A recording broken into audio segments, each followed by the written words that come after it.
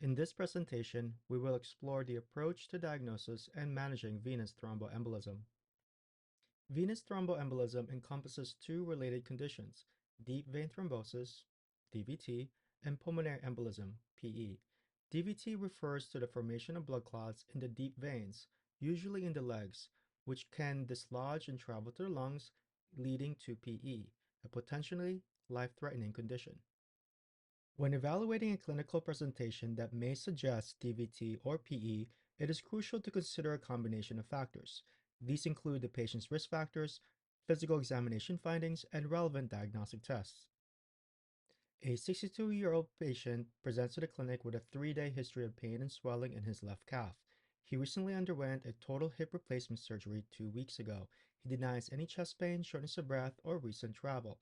On physical exam, his left calf is warm, red, and swollen, measuring 3 centimeters larger in circumference compared to the right side. There is tenderness along the course of the deep venous system. His vital signs are stable, and the rest of the physical examination is unremarkable. Which of the following is the most likely diagnosis? A. Cellulitis. B. Deep venous thrombosis. The likely diagnosis is B. DVT. Risk factors include recent surgery, especially hip or knee replacement, immobilization, and advanced age. The clinical features of pain, swelling, warmth, and redness in one leg, along the size discrepancy between two legs, are typical of DVT. A 45-year-old female presents to the emergency room with a 2-day history of increasing redness, warmth, and pain in her right lower leg. She reports a minor scratch on her leg that occurred a week ago while gardening. She has no significant medical history and takes no medications. On examination, the affected area is erythematous, warm, and tender with poorly defined margins. There's no calf swelling or pain on dorsiflexion of the foot, and no lymphangitic streaking is noted. Her vital signs showed a temperature of 101 Fahrenheit, blood pressure 130/80, heart rate 90, respiratory rate 16. Which of the following is the most likely diagnosis? Cellulitis or DVT? The likely diagnosis is cellulitis. This patient's symptoms of erythema, warmth, and tenderness with poorly defined margins in the context of a recent skin injury are characteristic of cellulitis, a common bacterial skin infection. DVT is less likely since the patient has no risk factors and there are no physical examination findings suggestive of DVT. So, what are the clinical presentations of a deep venous thrombosis? Typical findings related to DVT include unilateral swelling, pain, warmth, and erythema of the extremity.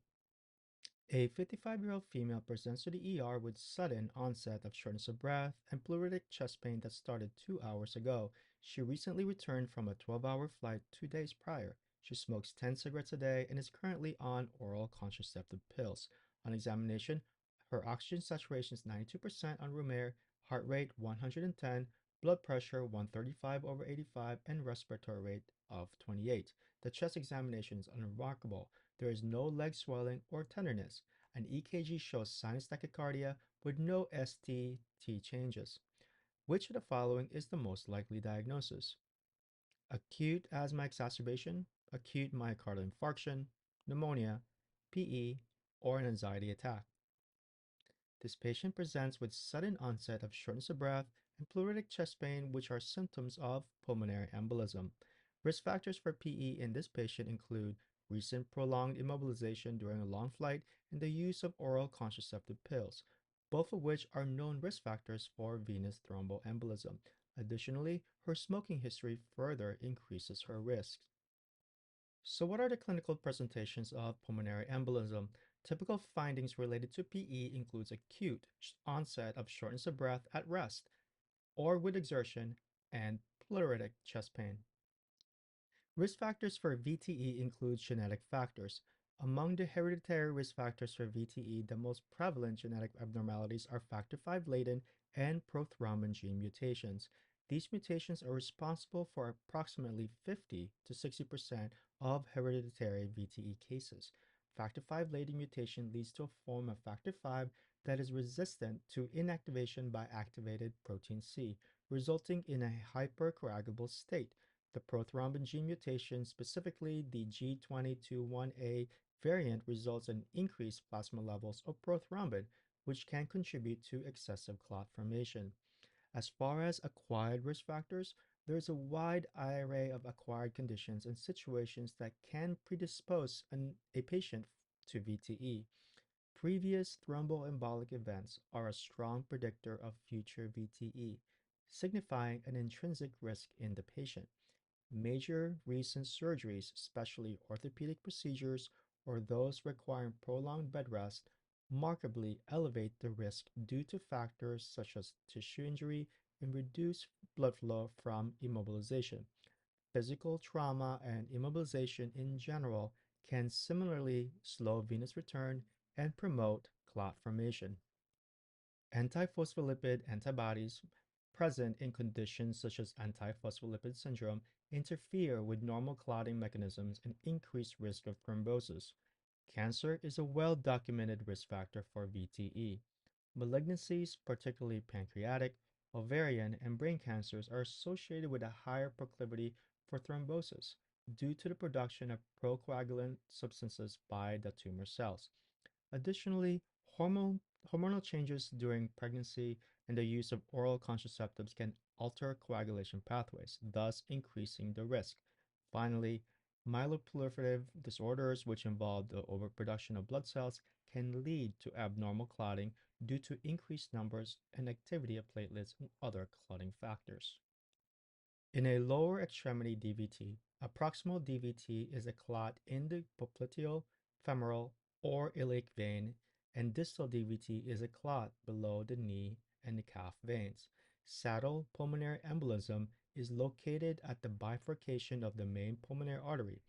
Other PEs are located in the lobar, segmental, or subsegmental part of the lung. A 32-year-old female presents to the clinic with a complaint of chronic left lower extremity swelling and pain, which has worsened over the past few weeks. She reports that the pain is particularly noticeable when she walks. She has no significant past medical history and takes no medications. On physical examination, her entire left lower leg is visibly swollen compared to the right leg. There is no evidence of trauma, and her pulses are intact. Duplex ultrasonography reveals a non-occlusive deep vein thrombosis in the left common iliac vein. Further imaging with CT venography shows compression of the left common iliac vein against the lumbar vertebrae by the overlying right common iliac artery. What is the diagnosis? The patient likely has May-Thurner syndrome. May-Thurner syndrome is caused by compression of the left iliofemoral vein by the right common iliac artery, just after it originates from the abdominal aorta and before the iliofemoral junction. It is more frequently diagnosed in the second and third decades of life and tends to affect young females more than men. The anatomical relationship between the lower lumbar vertebrae and the iliac vessels suggests a high index of suspicion for May-Thurner syndrome and should be considered in cases presenting with recurrent left lower DVT. An easier approach to diagnose a DVT or a PE is to assess the patient's clinical pretest probability. A Wells score is a validated test for both DVT and PE. Wells score criteria for DVT classifies patients according to low risk, intermediate risk, and high risk. A score of 0 is a low probability, a score of 1 to 2 is a moderate probability, and a score of 3 to 8 is a high probability of DVT. Some criteria to remember for the Wells criteria for DVT before you take exam includes paralysis or weakness, recently bedridden for longer than 3 days or major surgery for the last 4 weeks, localized tenderness, swelling of the entire leg, calf swelling unilaterally, pitting edema, collateral non-varicose superficial veins, or active cancer. In patients suspected of having DVT with a low to moderate pretest probability, a D-dimer test is the initial step. Imaging is deferred unless the D-dimer result is positive. A negative D-dimer test typically obviates the need for further imaging. Conversely, a positive D-dimer test warrants a confirmatory Doppler ultrasound of the affected extremity. For patients with a high clinical suspicion of DVT, direct evaluation with a Doppler ultrasound is advisable to locate the thrombus instead of ordering a D-dimer. A 45-year-old female with a 1 day history of left calf pain and swelling returned from a 6-hour flight 2 days ago. There's no prior VTE, and she takes no medications. Physical examination findings revealed the left calf is 2 centimeters larger in circumference than the right, with mild tenderness to palpation over the calf muscles, no erythema or palpable cords. Her vital signs are stable, and the remainder of the physical exams are unremarkable. Which of the following is the most appropriate next step in the management of this patient? Begin anticoagulation, order a D-dimer, proceed with Doppler ultrasound, start compression stocking, and or refer to immediate vascular surgery consultation. The answer is B. Order a D-dimer test. The patient described has a low pretest probability of DVT as indicated by the Wells score. Remember, in patients with a low clinical probability, a D-dimer test is recommended as the initial diagnostic step. A negative D-dimer would rule out DVT, negating the need for further imaging. If the D-dimer is positive, the next step would be to confirm the diagnosis with a Doppler ultrasound of the affected lower extremity. Anticoagulation is not initiated until DVT is confirmed to avoid unnecessary risk of bleeding. Directly proceeding to a Doppler ultrasound is not cost effective in patients with a low pretest probability. Compression stockings are part of the long-term management of DVT to prevent post-thrombotic syndrome but are not the initial diagnostic or therapeutic step. A vascular surgery consultation is not indicated unless there are complications such as phlegmasia, cerulean dolens, or indications for thrombectomy. A 42-year-old female with breast cancer and on chemotherapy brought to the emergency room with acute onset of swelling and pain in her left lower leg that started this morning. She has been bedridden for the past week due to her illness. On examination, the left leg is swollen, red, and tender along the course of the deep veins.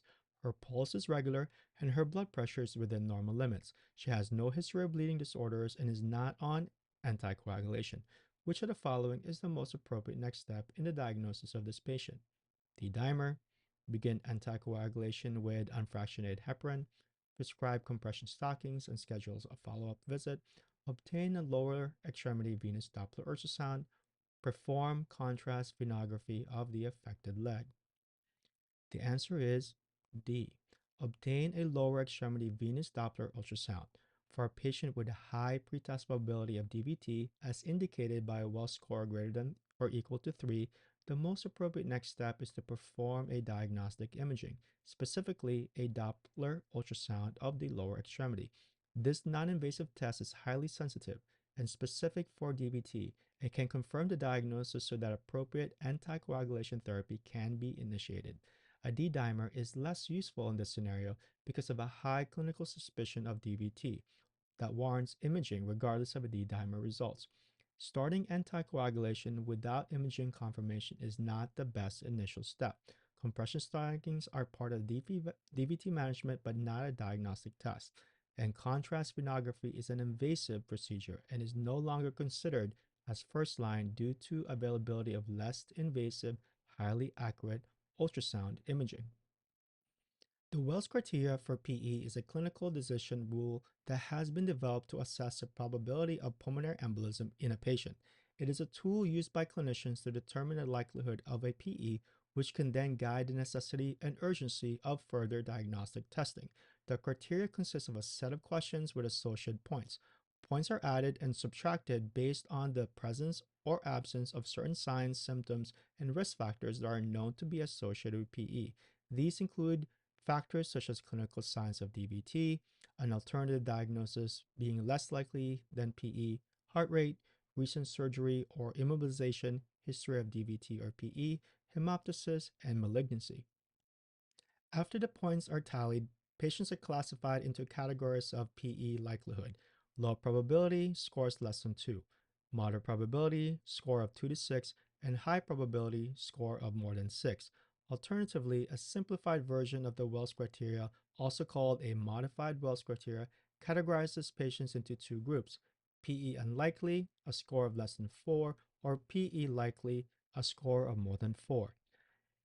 A high score on the Wells criteria suggests a higher probability of PE, and typically imaging studies such as CT pulmonary angiography or ventilation perfusion scan are recommended to confirm the diagnosis. A low score may lead to the use of a D-dimer to further rule out PE before considering imaging, depending on the clinical context. The Wells criteria for PE is useful because it standardizes the assessment of PE risk and helps to avoid unnecessary diagnostic procedures in patients with a low probability of the condition. If the patient has a low probability of PE, we apply the pulmonary embolism rule out criteria, also called a PERC score, to determine whether or not diagnostic evaluation with D-dimer is even recommended. If the PERC score is 0, D-dimer testing is not needed and no imaging is required. If the PERC score is more than 0, D-dimer testing is ordered. A 26-year-old female presents to the emergency room with acute onset of shortness of breath and right-sided chest pain that started 1 day ago. She has recently begun medical school and attributes her symptoms to anxiety. She denies experiencing hemoptysis, does not use estrogen-containing products, and she has no history of DVT or PE. She also reports no recent surgery or hospitalization. On examination, she appears calm with normal vital signs, including a heart rate of 80 beats per minute and oxygen sat of 98% on room air. There's no evidence of leg swelling. Her clinical presentation yields a low probability for PE based on the Wells score, and she also has a negative PERC score. Which of the following is the most appropriate next step in the management of this patient? Order a D-dimer, perform an echo, obtain CT angiography of the chest, or no further testing is indicated. This patient has a low probability of PE based on a Wells score and has a negative PERC score. The PERC score is used to rule out PE without further testing in patients with a low pretest probability. Since the patient's PERC score is negative, it suggests that the likelihood of PE is very low and no further testing is required. D-dimer testing is not necessary in this scenario because the probability of PE is low and the PERC score is negative.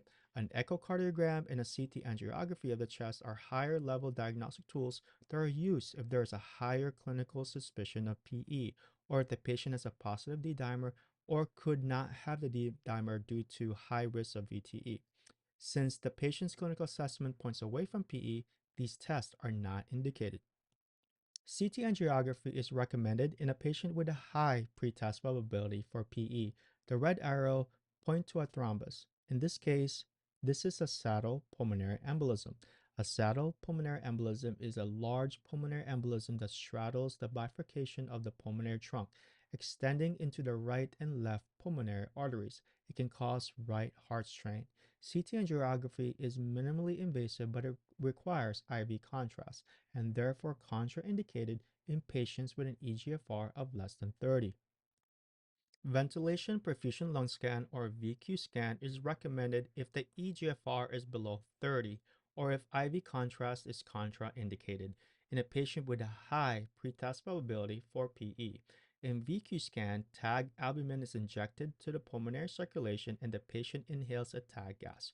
Results findings include low, moderate, or high likelihood of PE. Venography is no longer recommended. In patients with pulmonary embolism, chest X-ray results are often normal. However, there are signs that you may encounter on your exam. Hampton's hump is a pleural base wedge-shaped defect from a pulmonary embolism infarction above the diaphragm. However, this is not a common finding since it's not easy to infarct a lung since the lung has multiple blood supplies. The second sign is called Westermarck sign. It's a lack of vascular markings in the area downstream of the pulmonary embolism. The most common EKG finding in patients with pulmonary embolism is sinus tachycardia. Other findings also includes right axis deviation as well as S1, Q3, T3, which is deep S in lead 1, Q wave in lead 3, and inverted T wave in lead 3. Echocardiogram may be useful in PE to identify right side heart strain. Pulmonary angiography is historically the gold standard for the diagnosis of PE. However, this is an invasive test. Consider this test in patients with a high pretest probability for PE but negative PE workup, or in patients with chronic thromboembolic pulmonary hypertension after serial VQ scan. Anticoagulation is the primary treatment for VTE. There are two heparin types for VTE: low molecular weight heparin and unfractionated heparin. Low molecular weight heparin is recommended compared to unfractionated heparin. Its dose is 1 mg per k twice daily or 1.5 mg per k once daily. It requires renal adjustment and contraindicated in patients with an eGFR of less than 30. Unfractionated heparin is either IV or subcutaneous. It is adjusted based on PTT and therefore requires serial blood draws. Monitor for heparin-induced thrombocytopenia in patients receiving unfractionated heparin. It is only recommended if the eGFR is below 30 or if the patient is unstable and may need emergent surgery.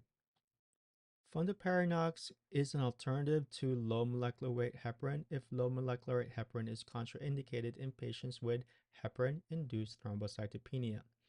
As far as non-vitamin K oral anticoagulants, apixaban and rivaroxaban are safe and effective as monotherapy. Warfarin is no medication to inhibit protein C and S, increasing the risk of more clot. For this reason, heparin is given first before starting warfarin on the same day for a minimum of at least 5 days with a goal INR of 2 to 3. It is not effective without at least 5 days of concomitant parenteral heparin therapy. A 65-year-old female presents to the emergency room with 2-day history of pain and swelling in her left calf. She has medical history of hypertension and type 2 diabetes. She recently underwent a total hip replacement surgery 2 weeks ago. On examination, her calf is red, swollen, and tender to palpation. There is no evidence of skin ulceration or breakdown. Her vital signs are normal. Doppler ultrasound of the leg confirms the presence of a thrombus in the femoral vein. Which of the following is the most appropriate initial management? Rivaroxaban, warfarin, oral antibiotic, immediate surgery to remove thrombosis. The right answer is A, rivaroxaban. Given warfarin as monotherapy is not recommended as explained on the previous slide. Before starting or continuing anticoagulation therapy, bleeding risk should be regularly assessed. Direct oral anticoagulant therapy have lower risk of intracranial hemorrhage compared to warfarin. DOAC has increased risk of GI bleeding, however, compared to warfarin, except for apixaban. Of all the DOACs, dabigatran has the highest risk of GI bleeding. IVC filter is placed if anticoagulation is contraindicated or if there's recurrence despite adequate anticoagulation. The length of anticoagulation therapy should be tailored to each patient, taking into account the presence or absence of triggering events and risk factors, along with the risk of recurrence and bleeding. In contrast to provoked VTE, which is often associated with specific risk factors or events such as surgery, prolonged immobilization, trauma, or certain medications such as hormone therapy or birth control pills, unprovoked VTE occurs in the absence of these known triggers. This means the clot forms without an apparent reason, making it more challenging to predict and prevent future VTEs. In patients with provoked DVT or PE, we recommend at least 3 months of anticoagulation. Extended therapy or lifelong therapy may be indicated in patients with unprovoked VTE or with irreversible risk factors for recurrent VTE. Cancer-associated VTE, anticoagulation is continued as long as the cancer is active or being treated.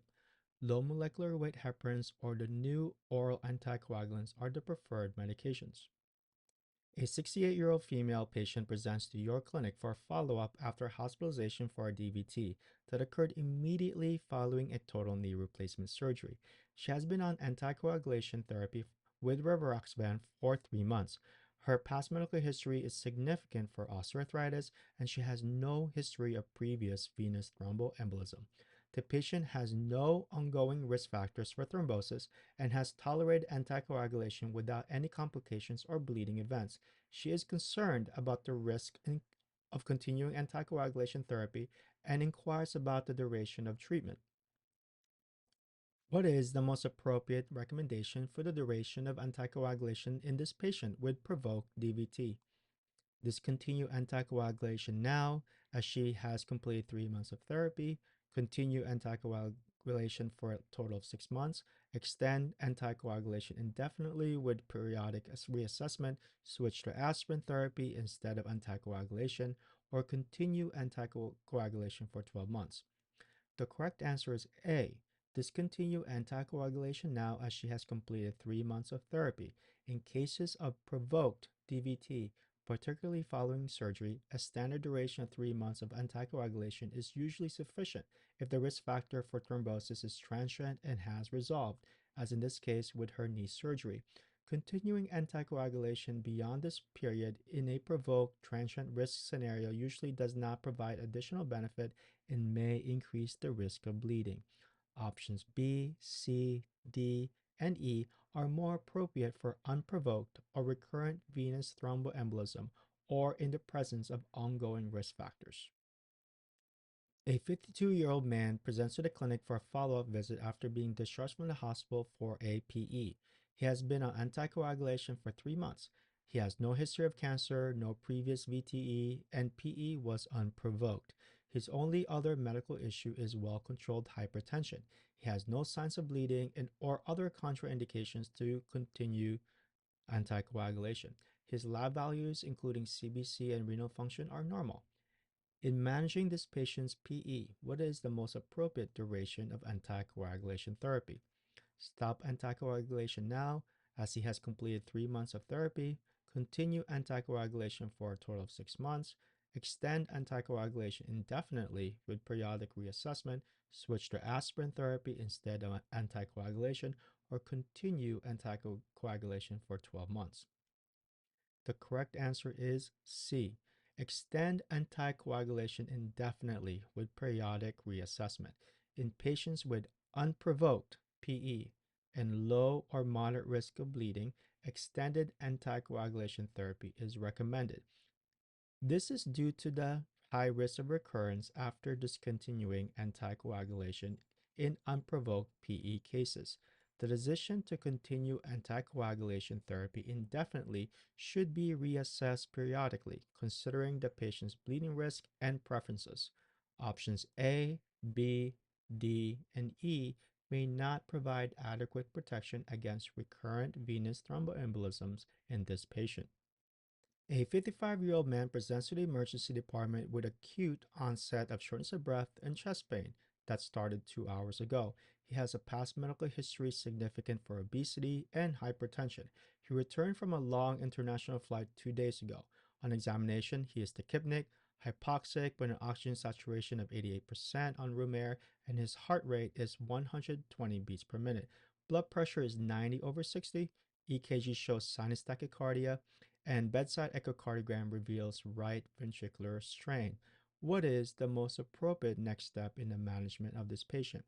High flow oxygen therapy, IV heparin infusion, administration of thrombolytic therapy, immediate surgical embolectomy, or initiation of oral warfarin therapy? The answer is C, administration of thrombolytic therapy. This patient presents with signs and symptoms suggestive of a massive pulmonary embolism, indicated by hypoxemia, hypotension, tachycardia, and right ventricular strain on echocardiogram. In the setting of hemodynamic instability and evidence of right ventricular dysfunction, thrombolytic therapy is the preferred treatment. Thrombolytics such as tissue plasminogen activator work rapidly to dissolve the clot, which is critical in unstable patients to reduce the risk of mortality. While anticoagulations is essential in the management of PE, it is not sufficient in cases of hemodynamic instability. Surgical embolectomy is reserved for patients who have contraindications through thrombolytics or in whom thrombolysis has failed. High flow oxygen therapy may be a supportive measure, but is not the primary treatment in this scenario. The two indications for thrombolytic therapy includes persistent hypotension and persistent severe hypoxemia despite optimal oxygen therapy. Consider tissue plasminogen activator or TPA as your first choice for thrombolytic agent. Let's do some rapid fire questions. What clinical signs are typically associated with DVT? Unilateral extremity swelling, pain, warmth, and redness. True or false? D-dimer of less than 500 in a patient with a low pretest probability excludes PE. True. What are the characteristic clinical manifestations of a PE? Sudden onset of shortness of breath, either at rest or with exertion, and pleuritic chest pain. What are the two most common genetic risk factors for VTE? Factor V latent mutation and prothrombin G2210A mutation. Which acquired risk factor for VTE is strongly predictive of recurrent thromboembolic events? A personal history of previous VTE. In the case of a proximal DVT, where is the thrombus typically located? Within the popliteal, femoral, or iliac veins. Where is the thrombus typically situated in cases of distal DVT? Below the knee, affecting the calf veins. What type of pulmonary embolism occurs at the bifurcation of the main pulmonary artery? Saddle pulmonary embolism. Which syndrome is characterized by compression of the left iliofemoral vein by the right common iliac artery, leading to a recurrent left leg DVT? May-Thurner syndrome. For patients with a low or moderate pretest probability of DVT, what should be the initial diagnostic test? D-dimer. For patients with a high pretest probability of DVT, what is the recommended initial diagnostic test? Doppler ultrasound. What tool is useful in patients with a low pretest probability of PE to decide on the necessity of a D-dimer test? Pulmonary embolism rule-out criteria. What is the preferred diagnostic test for patients with a high pretest probability of PE and an eGFR greater than 30? CT pulmonary angiography. For patients with a high pretest probability of pulmonary embolism and an eGFR less than 30, what diagnostic test is recommended? VQ scan. What is a common EKG finding in cases of PE? Sinus tachycardia. The classic S1Q3T3 pattern is not as common. Which two non-vitamin K antagonist oral anticoagulants are approved for use as monotherapy for VTE treatment? Apixaban and rivaroxaban. What is a potential risk of initiating warfarin therapy without concurrent parenteral anticoagulation? There is an increased risk of thrombosis due to initial suppression of protein C and S by warfarin. What is the standard duration of anticoagulation therapy for first episode of provoked VTE? 3 months. What is the typical duration of anticoagulation therapy for unprovoked VTE? At least 3 months, with the possibility of extended or indefinite treatment based on risk assessment. For how long should anticoagulation be continued in cases of cancer-associated VTE? Anticoagulation should be maintained as long as the cancer is active or undergoing treatment. What is the recommended management for patients with PE and unstable hemodynamics? Thrombolytic therapy such as tissue plasminogen activator TPA. As we conclude our journey through the complex landscape of venous thromboembolism, let's recap the key takeaways. Understanding the risk factors and clinical presentation of DVT and PE is paramount in early recognition and prompt management of VTE. Utilize the validated tools like Wells score for risk assessment and adhere to guideline-directed diagnostic algorithms and treatment modalities. And last is individualized treatment plans considering the patient's specific risk factors, including comorbidities, risk of bleeding, and patient preferences. Thank you and take care.